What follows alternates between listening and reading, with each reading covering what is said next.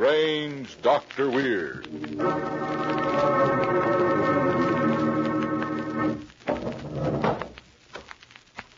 Good evening. Come in, won't you? Why, what's the matter? You seem a bit nervous. Perhaps the cemetery outside this house has upset you. But there are things far worse than cemeteries. For instance, a mad desire to kill is in the story I want to tell you tonight. A story I call Murder Will Out.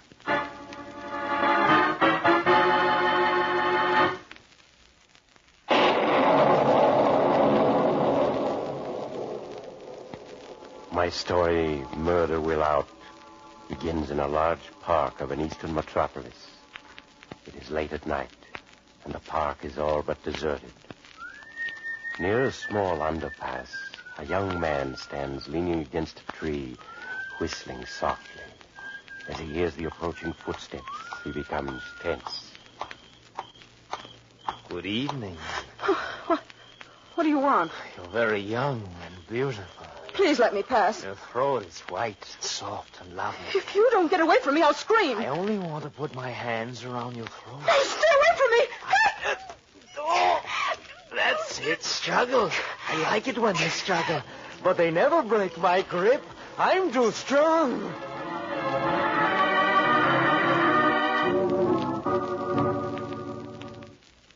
Good morning, dear. Morning. Philip, did you have to work so late in the office last night? Why, it was after 1 when you got home. Oh, I'm sorry, Helen, but you know how busy I get towards the end of the month. Morning paper come yet, dear? Yes, here it is. Philip, they found another girl strangled to death last night. Oh, you don't say. Isn't it horrible? 5 young girls in less than 2 months. It's getting so I'm afraid to go out alone at night. Oh, Philip, speaking of going out, will you be working tonight? Well, I don't know yet. Why do you ask? Well, Claire Winthrop made an appointment for me tonight with that marvelous new fortune teller, Andre Duval. And I want you to go with me. Helen, you know what I think of fortune tellers. They're all a pack of frauds and charlatans. Oh, but Duval isn't a fraud, Philip. Oh. He's predicted some of the most amazing things that have come true. Helen, that's nonsense, pure nonsense. I tell you he's a fraud, just like the rest of them. All you're doing is wasting your time and money. Nevertheless, I want to try him. And I want you to go with me. Please, Philip. But I may have to work tonight. Well, my appointment with Duval isn't until 10 o'clock. Surely you can manage to meet me there by then. Well, all right, Helen. I'll be at Duval's tonight, and I'll prove to you that he's a fake, just like all fortune tellers.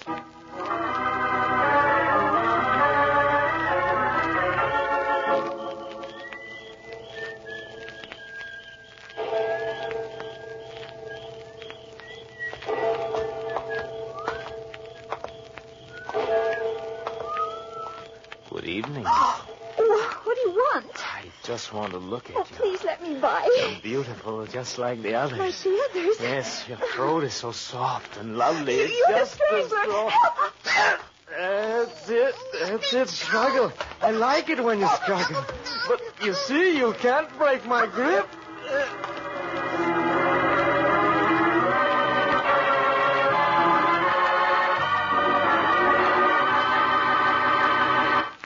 Old hat is an expression that means we've heard that one before.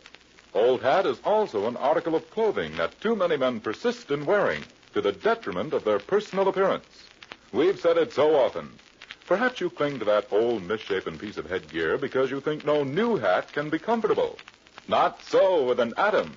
Because Atom hats come in a wide variety of sizes and shapes, you're assured of a comfortable fit. What's more, an Atom adds immeasurably to your appearance.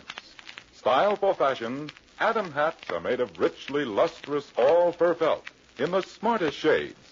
So toss away that tired old turban and buy a new Atom hat tomorrow. Now, we return to Dr. Weird.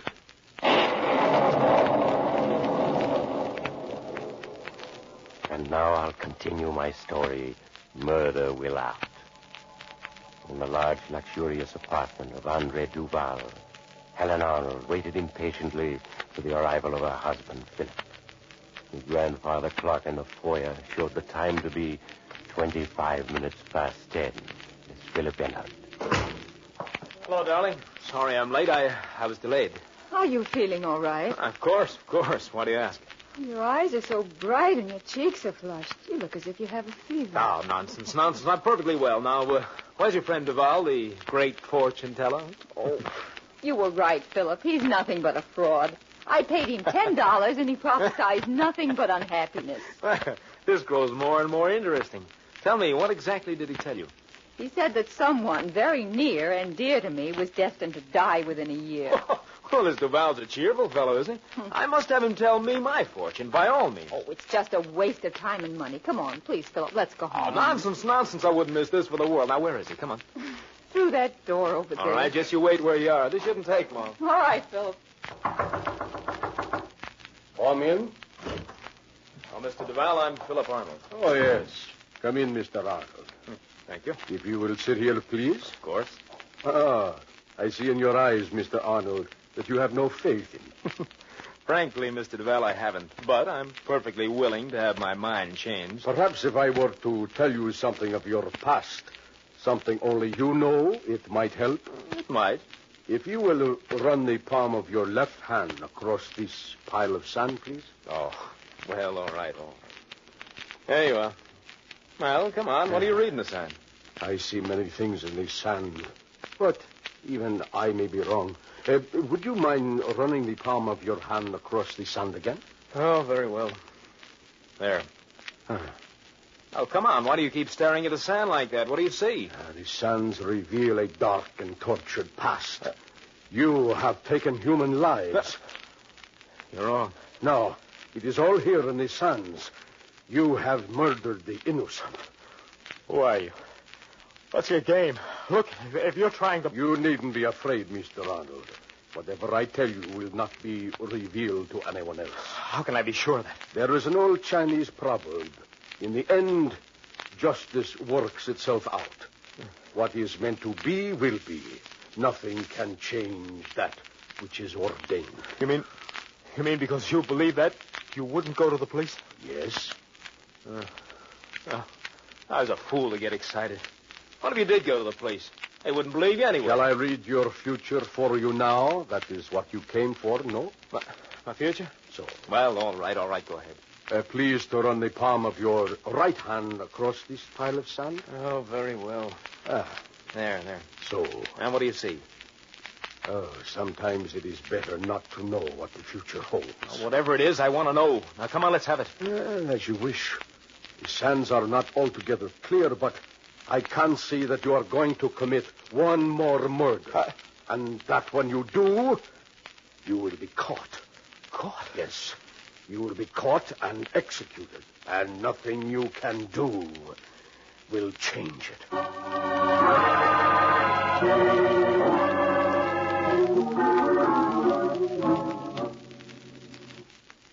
Philip, what's wrong with you? Ever since Duval told your fortune the other night, you've been nervous as a cat.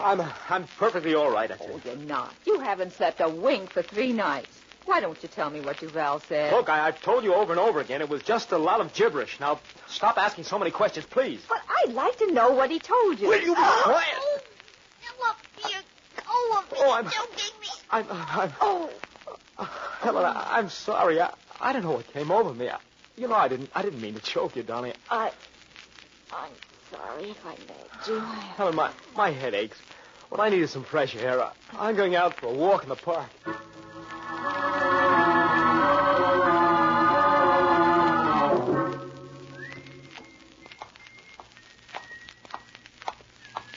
Good evening. Oh, you startled me. I'm sorry. What do you want? Please let me pass. You're so young. You have such a lovely white throat. You're the strangler. No, don't. Oh, such a lovely throat. You are going to commit one more murder. No. And when you do, you will be caught. No. Wait. She's gotten away. It's all Duval's fault. Yes, Duval.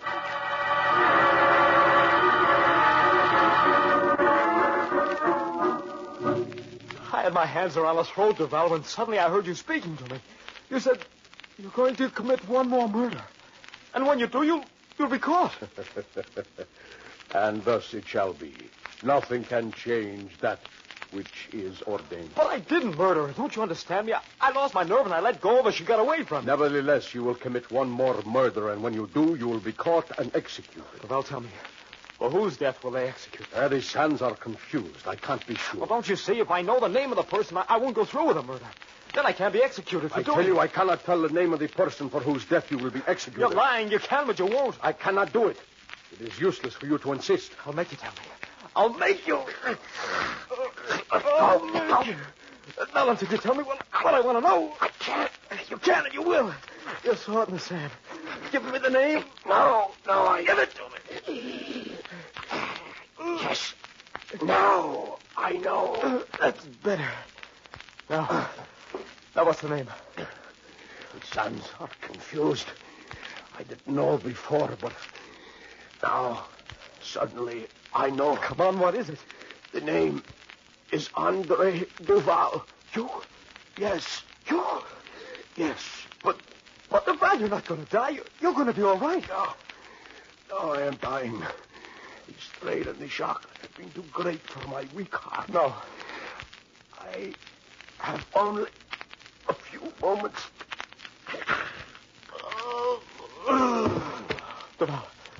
Duval. He's dead. I murdered him. What's going on in there? Open up. It's the police.